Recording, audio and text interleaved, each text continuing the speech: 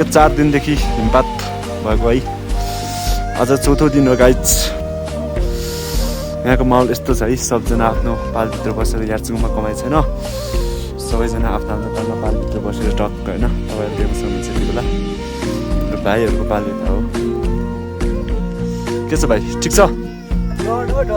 हो, अनि के भइरहेछ? कमाइ भइरहेछ कि रमाइ भइरहेछ? ए, अनि के भन्न चाहनुहुन्छ बाबु? ए ल ठिक छ भाइ। सो गाइज होइन यस्तै छ। सो गाइज यति बेला तपाईँहरू देख्न सक्नुहुन्छ सागबारीको माहौल यस्तो छ होइन। दिन प्रतिदिन हिमपातको कारणले एकदम होइन चिसो बढ्दै गइरहेको छ होइन। यसै क्रममा हामी हाम्रो अर्को पाल्न जान्छौँ। तपाईँहरूले देख्न सक्नुहुन्छ पालभित्र चिलिम तान्दै बस्नु भएको छ होइन।